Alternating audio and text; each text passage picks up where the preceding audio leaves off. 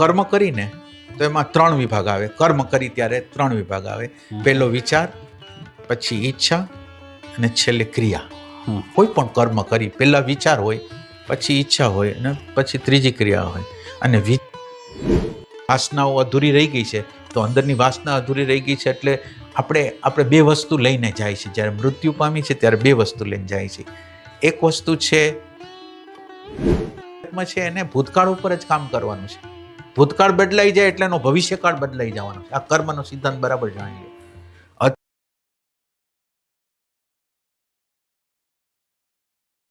નમસ્તે મિત્રો, આજે આપણે એક આધ્યાત્મિક ઇન્ટરવ્યૂ કરવા જઈ રહ્યા છીએ અને આપણા જે ગેસ્ટ છે એ રાજકોટ સ્થિત છે અને એમનું નામ છે શ્રી વિનુભાઈ જોશી, કે જેઓ એકદમ ઇન્ક્વાયરીના ફોર્મથી, એટલે જેને કહેવાય કે કોઈ માન્યતા વગર પોતાના અનુભવથી, પોતાની ઇન્ક્વાયરીથી જે અનુભવ લેવાનો છે આપણે આધ્યાત્મિક આંતરિક યાત્રાનો, એ વિશે તેઓ દર રવિવારે તેમને ત્યાં ધ્યાન અને તેમનું જે પ્રવચન છે હોય છે અને ખાસ કરીને પ્રશ્નોત્તરી હોય છે. જે કોઈ સાધકોના પ્રશ્નો હોય આધ્યાત્મિક, તેમના ઉપર તેઓ માર્ગદર્શન આપતા હોય છે.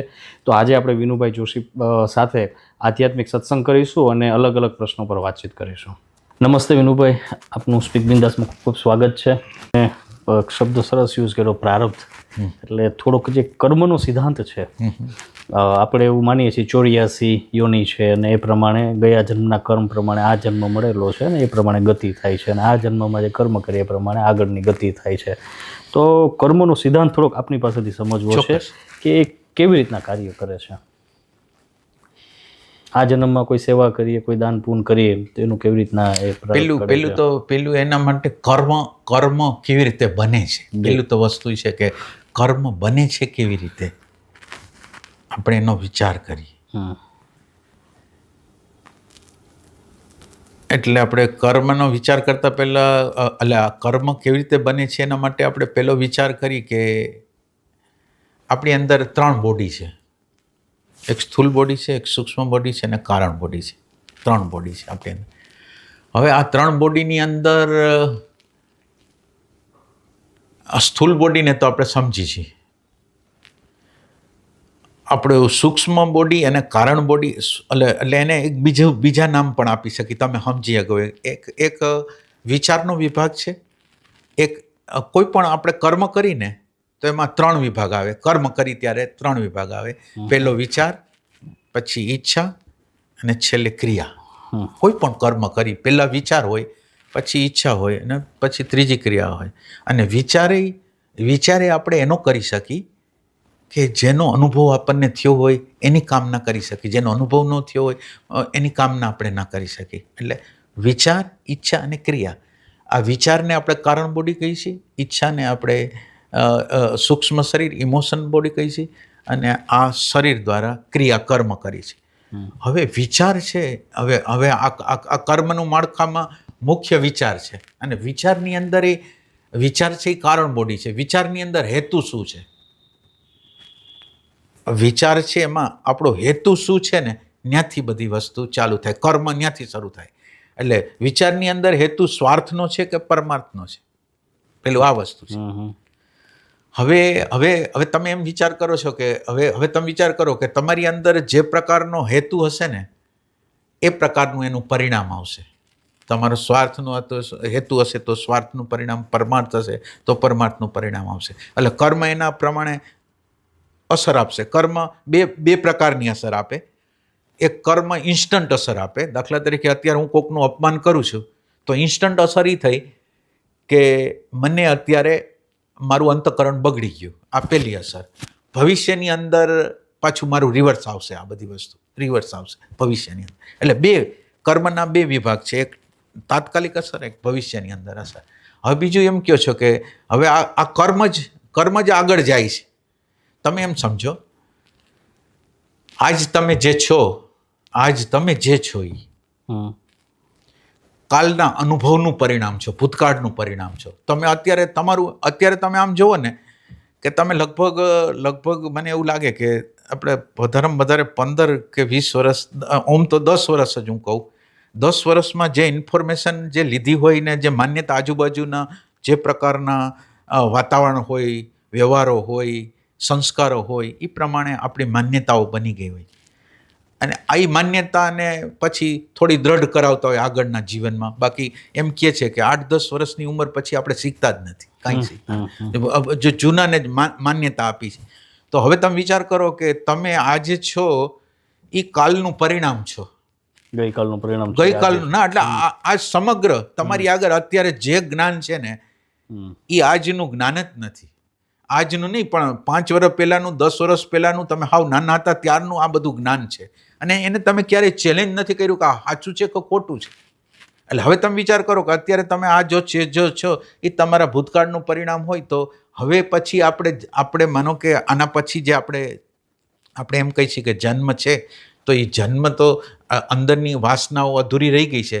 તો અંદરની વાસના અધૂરી રહી ગઈ છે એટલે આપણે બે વસ્તુ લઈને જાય છે. જ્યારે મૃત્યુ પામી છે ત્યારે બે વસ્તુ લઈને જાય છે. એક વસ્તુ છે આપણું એસેન્સ. એ એસેન્સ શબ્દને તમે સમજો છો કે નથી સમજતા? એસેન્સને સમજો? એટલે જે આખું જીવા એનું જે આપણે કહેવાય કે એનો અર્ક. ના, એટલે એસેન્સ છે ને એ રસમાંથી આવેલું છે. એસેન્સ આપણું બને રસમાંથી. અને આપણા અત્યારનું એસેન્સ છે, દાખલા તરીકે તમને સંગીતની અંદર રસ પડ્યો અને એમ કરતાં કરતાં તમે એમાં રસ કરતાં સંગીતકાર બની ગયા, તો એ રસ દ્વારા તમારું સંગીતનું એસેન્સ બન્યું. તમારું એટેન્શન તમે સંગીતની અંદર નાખ્યું એટલે એ અર્ક બનતો ગયો. અનકોન્શિયસ, કોન્શિયસ નહીં, પણ અનકોન્શિયસ. એટલે આ તમારું એસેન્સ કહેવાય. એટલે આ એસેન્સ એટલે માણસ છે ને જ્યારે મૃત્યુ પામે છે ત્યારે એક એસેન્સ લઈ જાય છે હારે, અને એક વસ્તુ એ લઈ જાય છે. એસેન્સ એટલે એનો પોઝિટિવ વિભાગ અને એક નેગેટિવ વિભાગ, કે જેમાં એણે તમે જો જીવનને બરાબર રીતે ઓબ્ઝર્વ કર્યું હોય ને, તો તમારા જીવનની અંદર પ્રસંગ વારે વારે એકને એક પ્રસંગો રિપીટ થયા રાખે. રિએક્શન કરવા માટેના તમે તમારું ઓબ્ઝર્વેશન જો હવે પછી બરાબર કરશો તો તમને એમ લાગશે કે એક જ પ્રકારના, માનો કે આપણા ઘરની અંદર કંકાસ થાય છે તો એક જ પ્રકારનો કંકાસ થાય છે, એક જ પ્રકારનો. એટલે એનો અર્થ એમ છે, કુદરતની વ્યવસ્થા એવી છે કે જેમ આપણે પહેલી ભણતા હોય, બીજી ભણતા હોય, જ્યાં લગીને પાસ ન થાય ત્યાં લગીને આપણે આગળ નથી જઈ શકતા. એવી રીતે આપણને જે પ્રશ્ન અત્યારે માનો કે આવ્યો, કોઈ પણ પ્રશ્ન આવ્યો, તો એ પ્રશ્નને આપણે ટેકલ કર્યા વગરનો રાખી છીએ. એટલે એ પ્રશ્ન નિરંતર રીતે એ મારી નબળાઈ છે, અને એ પ્રશ્ન નિરંતર રીતે મારા જીવનની અંદર આવે છે અને હું એને સોલ્વ કરી નથી શકતો. હવે આ એસેન્સ છે એની મદદથી તમે જો એ શક્તિનો ઉપયોગ કરીને આને સોલ્વ કરી શકો એવી પરમાત્માએ તક કરી છે. અને એના દ્વારા તમે ઇવોલ્યુશનની પ્રક્રિયા, એટલે આપણા જે મૂળ સ્ત્રોત શાંતિ, આનંદ, પ્રેમ છે ત્યાં લગીને જઈ શકી, ત્યાં લગીને આ જીવનની યાત્રા ચાલુ રહેવાની છે. એટલે પૂર્વજન્મને આ જન્મ, એટલે આપણે પૂર્વજન્મને આ જન્મ ન લઈ તો પણ આ જન્મની અંદર જ તમે અત્યારે તમે જે લ્યો એ કાલના ભૂતકાળનું જ પરિણામ છે. અને આધ્યાત્મ છે એને ભૂતકાળ ઉપર જ કામ કરવાનું છે. ભૂતકાળ બદલાઈ જાય એટલે એનો ભવિષ્યકાળ બદલાઈ જવાનો છે. આ કર્મનો સિદ્ધાંત બરાબર જાણી લ્યો. અત્યારે કોઈ પણ પ્રકારની મારી અંદર કોઈ પણ, માનો કે ક્રોધ છે, મેં અત્યારે ક્રોધ ઉપર કામ કરી લીધું. અત્યારે તમે એમ સમજો તો ક્રોધ ઉપર કામ કરી દો, 1,00,000 પ્રસંગો ક્રોધના બનવાના નથી ભવિષ્ય ઉપર. અત્યારે ક્રોધ કાલનો ક્રોધ હતો, કાલના ક્રોધને અત્યારે મેં કામ કર્યું, અત્યારે મેં એક કાલના ક્રોધ ઉપર કામ કર્યું, હવે ભવિષ્યમાં ક્રોધના પ્રસંગો બનવાના નથી. આ રીતે કર્મનો સિદ્ધાંત આવી રીતે કામ કરે છે. જ્યાં લગીન તમે તમારા સ્વને પ્રાપ્ત નહીં કરો ત્યાં લગીન વાસના રહેશે, વાસનાના બીજો રહેશે, અને ત્યાં લગીન જન્મ અને મરણ ચાલુ રહેશે. હવે વધારે આપણે આગળ જવું નહીં કે આ જન્મની અંદર જ આપણે શું કરી શકીએ. માનો કે આગળ પાછળ બહુ લઈ છીએ ને તો પછી આપણને એમ લાગે કે આપણે નહીં કરી શકીએ ને ફલાણું ઢીકણું, એમ નહીં.